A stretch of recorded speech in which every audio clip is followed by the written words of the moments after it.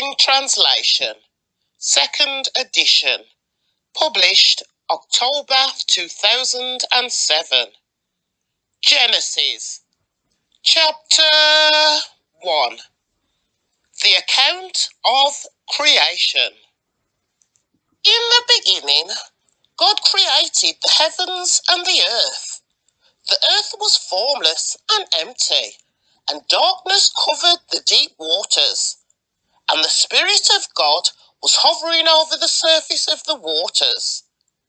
Then God said, "Let there be light," and there was light. And God saw that the light was good. Then he separated the light from the darkness. God called the light day, and the darkness night. And evening passed, and morning came, marking the first day. Then God said, "Let there be a space between the waters, to separate the waters of the heavens from the waters of the earth." And that is what happened. God made this space to separate the waters of the earth from the waters of the heavens. God called the space sky. And evening passed, and morning came, marking the second day. Then God said, "Let the waters beneath the sky flow together in one place, so dry ground may appear." And that is what happened. God called the dry ground land, and the waters seas. And God saw that it was good. Then God said, "Let the land sprout with vegetation, every sort of seed-bearing plant, and trees that grow seed-bearing fruit. These seeds will then produce the kind of plants and trees from which they came." And that is what happened.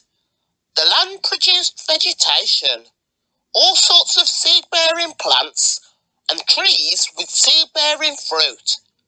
Their seeds produced plants and trees of the same kind. And God saw that it was good.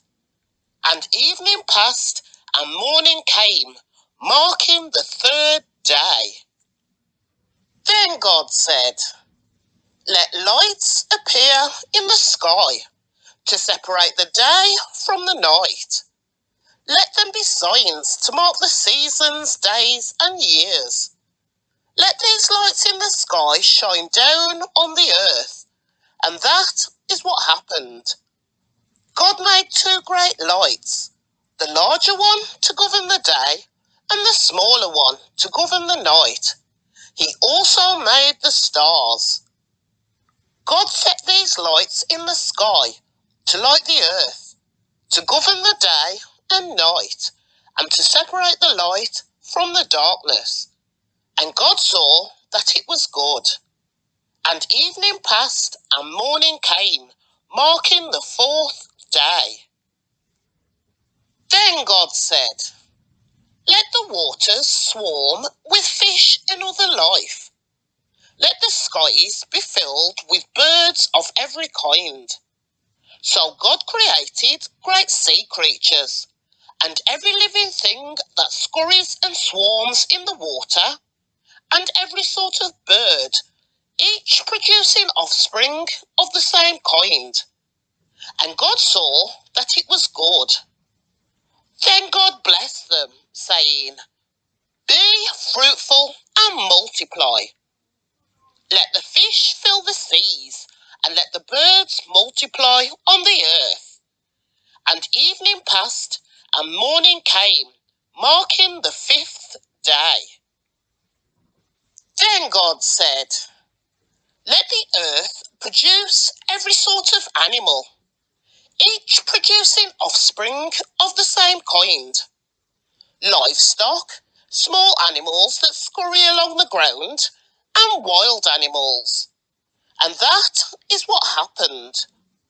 God made all sorts of wild animals, livestock, and small animals, each able to produce offspring of the same kind.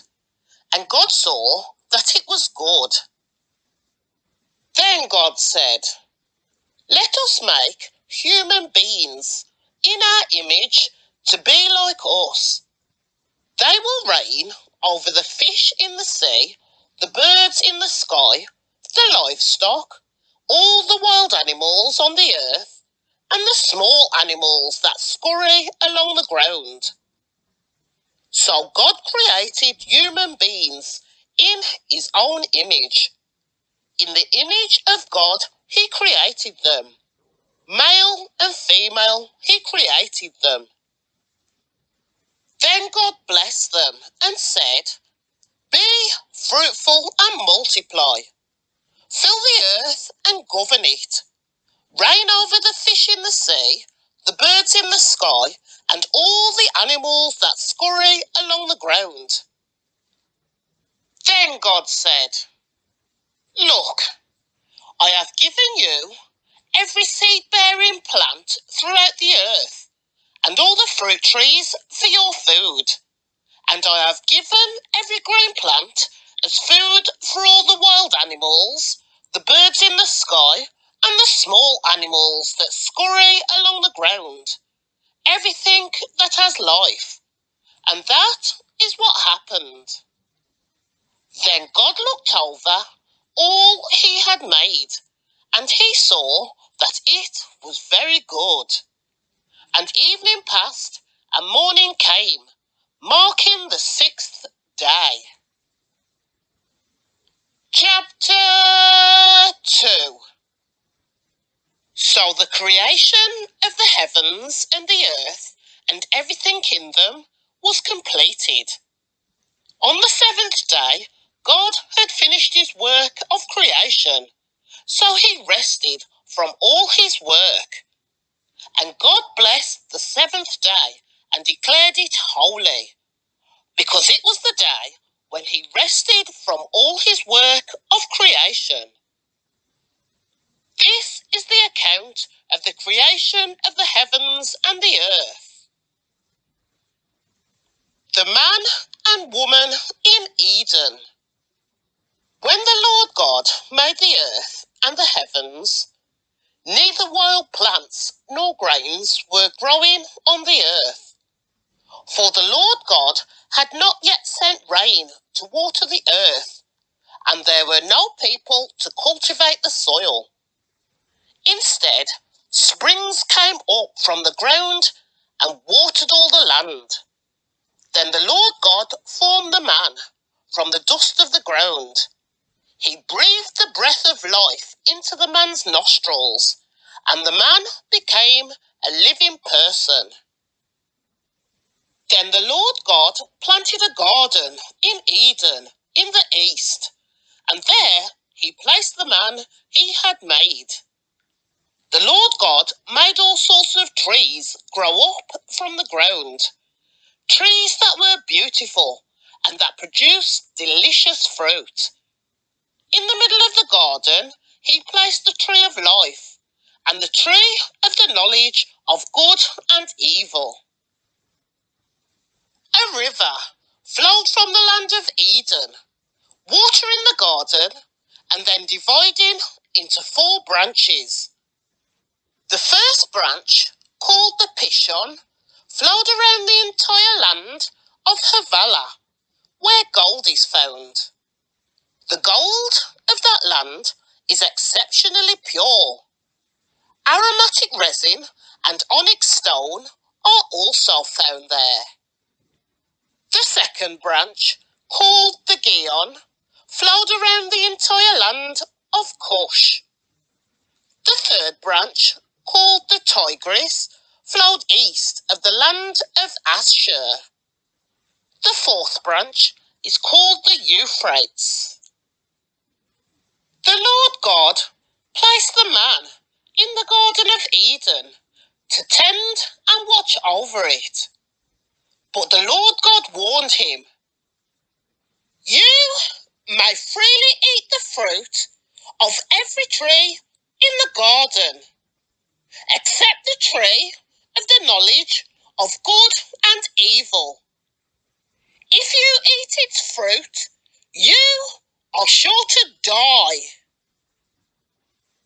Then the Lord God God said, "It is not good for the man to be alone. I will make a helper who is just right for him." So the Lord God formed from the ground all the wild animals and all the birds of the sky. He brought them to the man to see what he would call them, and the man chose a name for each one. He gave names to all the livestock, all the birds of the sky, and all the wild animals. But still, there was no helper just right for him. So the Lord God caused the man to fall into a deep sleep. While the man slept, the Lord God took out one of the man's ribs and closed up the opening. Then the Lord God made a woman from the rib, and he brought her to the man. "At last," the man exclaimed. "This one is bone from my bone and flesh from my flesh. She will be called woman, because she was taken from man." This explains why a man leaves his father and mother and is joined to his wife, and the two are united into one. Now the man and his wife were both naked, but they felt no shame. Chapter 3. The man and woman sin. The serpent was the shrewdest of all the wild animals the Lord had made. One day he asked the woman, "Did God really say you must not eat the fruit from any of the trees in the garden?" "Of course we may eat the fruit from the trees in the garden," the woman replied. "It's only the fruit from the tree in the middle of the garden that we are not allowed to eat. God said, you must not eat it or even touch it. If you do, you will die." "You won't die," the serpent replied to the woman. "God knows that your eyes will be opened as soon as you eat it, and you will be like God, knowing both good and evil." The woman was convinced. She saw that the tree was beautiful and its fruit looked delicious, and she wanted the wisdom it would give her. So she took some of the fruit and ate it. Then she gave some to her husband who was with her, and he ate it too. At that moment, their eyes were opened, and they suddenly felt shame at their nakedness. So they sewed fig leaves together to cover themselves. When the cool evening breezes were blowing, the man and his wife heard the Lord God walking about in the garden. So they hid from the Lord God among the trees. Then the Lord God called to the man, "Where are you?" He replied, "I heard you walking in the garden, so I hid. I was afraid because I was naked." "Who told you that you were naked?" the Lord God asked. "Have you eaten from the tree whose fruit I commanded you not to eat?" The man replied, "It was the woman you gave me who gave me the fruit, and I ate it. Then the Lord God asked the woman, "What have you done?" "The serpent deceived me," she replied. "That's why I ate it." Then the Lord God said to the serpent, "Because you have done this, you are cursed more than all animals, domestic and wild. You will crawl on your belly, groveling in the dust, as long as you live. And I will cause hostility between you and the woman, and between your offspring and her offspring. He will strike your head, and you will strike his heel." Then he said to the woman, "I will sharpen the pain of your pregnancy, and in pain you will give birth, and you will desire to control your husband, but he will rule over you." And to the man he said, "Since you listened to your wife and ate from the tree whose fruit I commanded you not to eat, the ground is cursed because of you. All your life you will struggle to scratch a living from it. It will grow thorns and thistles for you, though you will eat of its grain. By the sweat of your brow will you have food to eat, until you return to the ground from which you were made. For you were made from dust, and to dust you will return." Paradise lost, God's judgment. Then the man, Adam, named his wife Eve, because she would be the mother of all who lived. And the Lord God made clothing from animal skins for Adam and his wife. Then the Lord God said, "Look, the human beings have become like us, knowing both good and evil. What if they reach out, take fruit from the tree of life and eat it? Then they will live forever." So the Lord God banished them from the Garden of Eden, and he sent Adam out to cultivate the ground from which he had been made.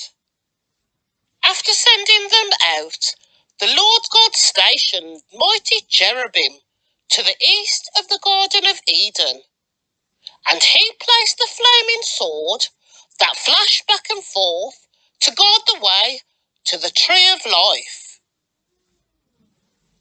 Chapter 4. Cain and Abel. Now Adam had sexual relations with his wife Eve, and she became pregnant. When she gave birth to Cain, she said, "With the Lord's help, I produced a man." Later, she gave birth to his brother and named him Abel. When they grew up, Abel became a shepherd, while Cain cultivated the ground. When it was time for the harvest, Cain presented some of his crops as a gift to the Lord. Abel also brought a gift, the best of the firstborn lambs from his flock. The Lord accepted Abel and his gift, but he did not accept Cain and his gift. This made Cain very angry, and he looked dejected. "Why are you so angry?" the Lord asked Cain. "Why do you look so dejected? You will be accepted if you do what is right. But if you refuse to do what is right, then watch out. Sin is crouching at the door, eager to control you. But you must subdue it and be its master."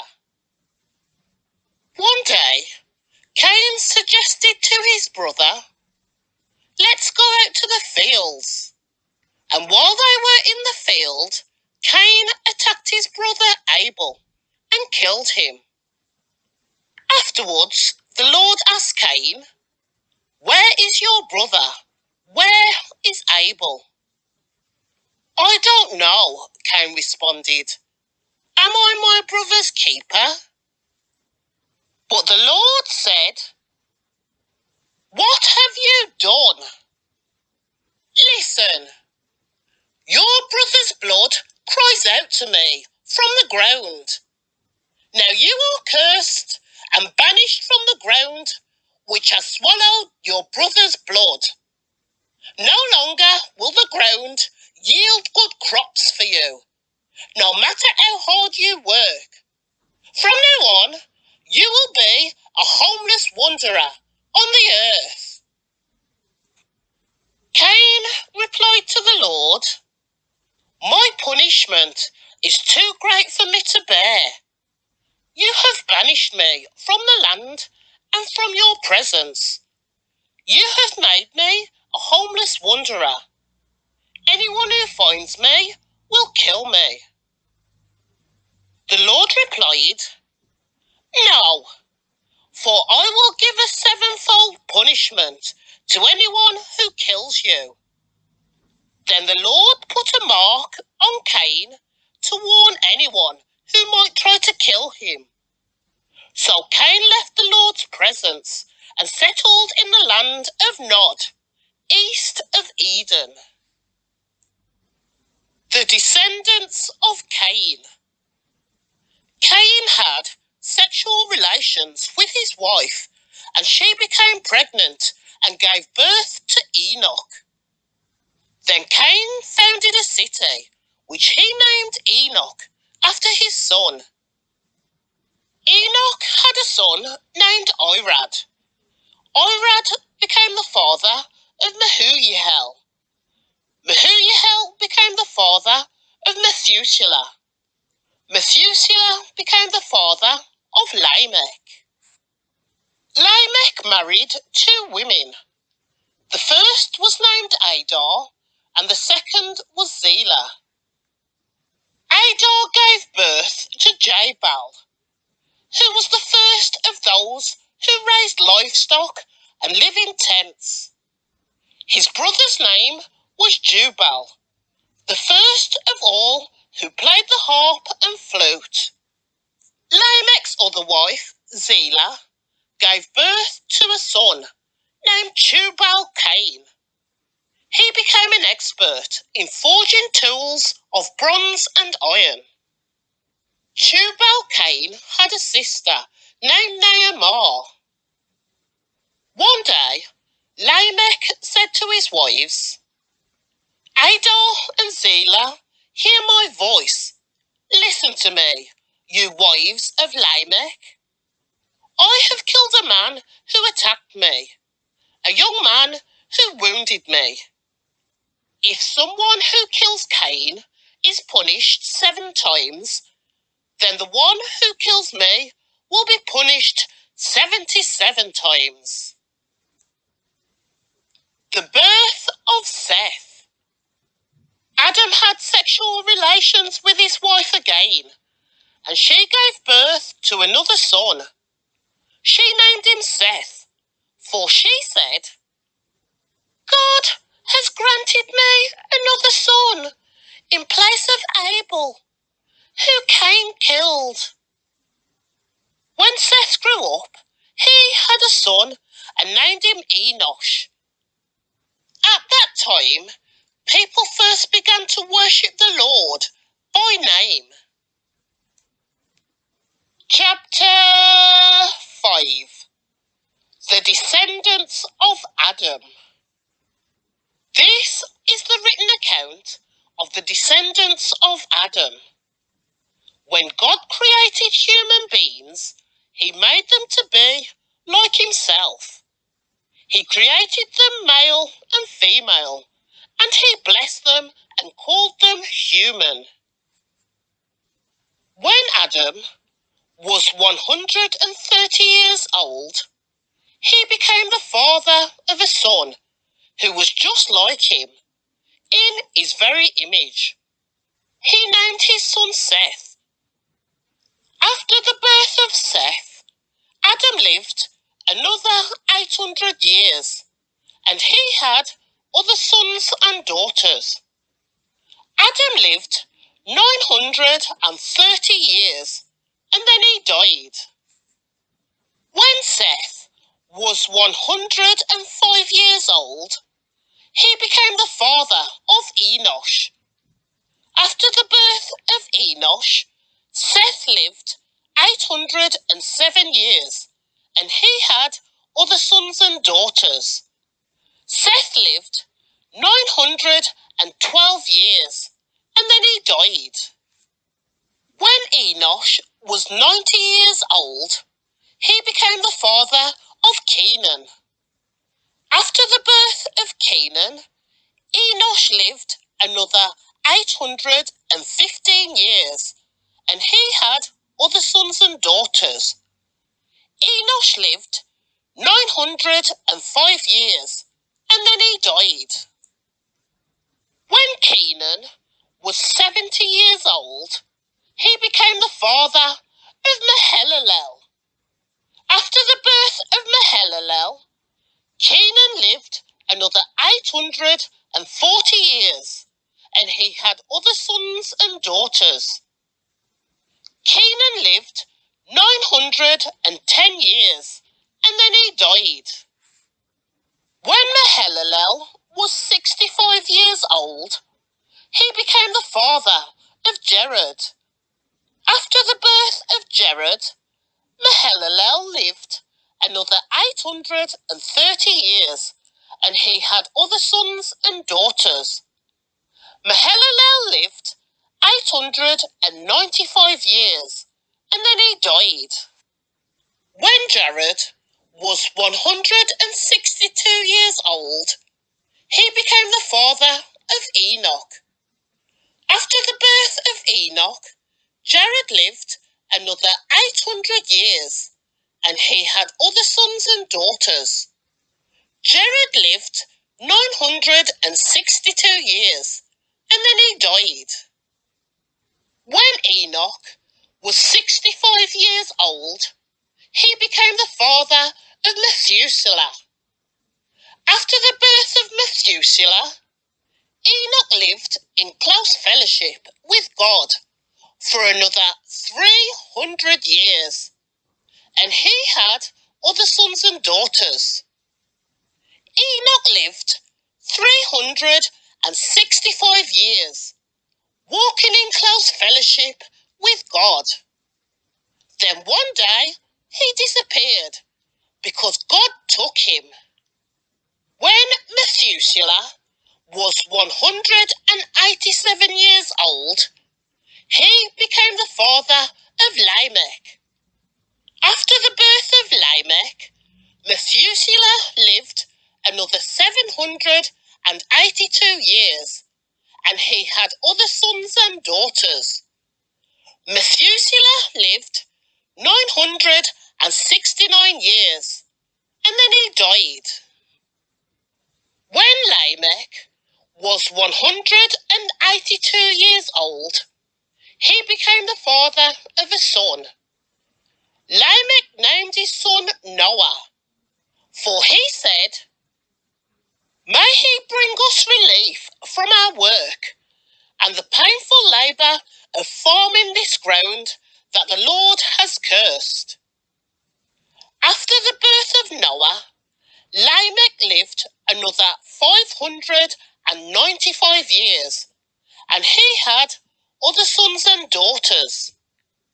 Lamech lived 777 years, and then he died. By the time Noah was 500 years old, he was the father of Shem, Ham, and Japheth.